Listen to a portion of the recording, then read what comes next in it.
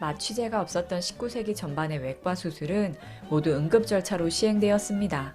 맨살을 찢는 수술에 환자들이 비명과 몸부림을 치다가 쇼크로 사망하는 경우도 있었기에 외과 의사들은 빠른 수술 속도를 위해 심혈을 기울였죠.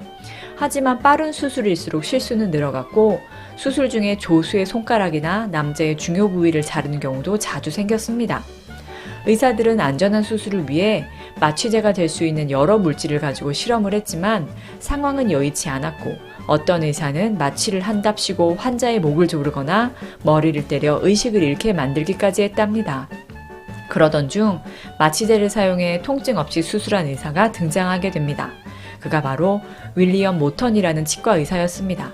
1844년 모턴은 하버드 의과대학에서 찰스 잭슨 박사의 화학 강의를 듣다 에테르에 대해 알게 되었고 사람을 잠들게 하는 효과에 흥미를 느꼈습니다.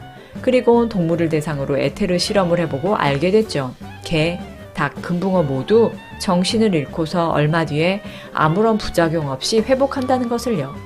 마침내 실제 환자에게도 시험을 해보고 확신을 얻은 모턴은 공개 수술을 결정했습니다.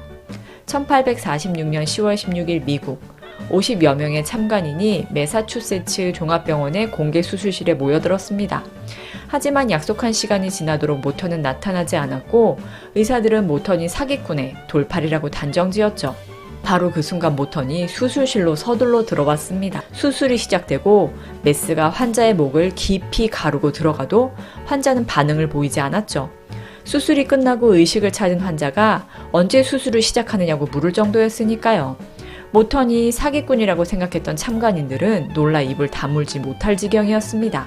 하지만 1847년 마취로 인한 첫 사망자가 발생했고 연이어 사망자들이 발생하면서 흡입가스에 대한 기초 지식이 없었던 당시 의사들이 순전히 감의 의지에 에테르의 용량을 결정했다는 사실이 드러납니다.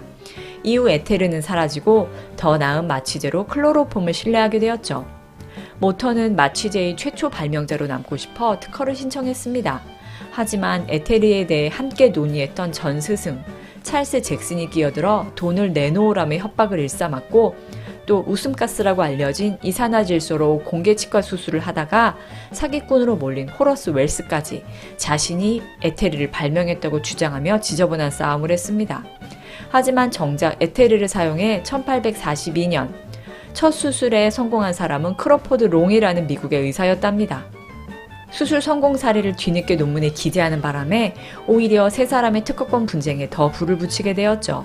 에테르의 특허권을 놓고 오랫동안 싸우던 세 사람은 각각 불행한 결말을 맞게 됩니다. 웰스는 스스로 목숨을 끊고 잭슨은 스트레스로 정신병원을 전전하다 죽고 모턴은 정신발작에 시달리며 빈 털터리로 살다가 교통사고로 목숨을 잃게 되었죠. 롱은 마취제의 발견자로 인정을 받아 훗날 펜실베니아 의과대학에 기념 동상을 세우게 됐지만 그 당시 별다른 이익을 얻지 못한 채 에테르 특허권 분쟁은 허무하게 끝이 나게 되었습니다.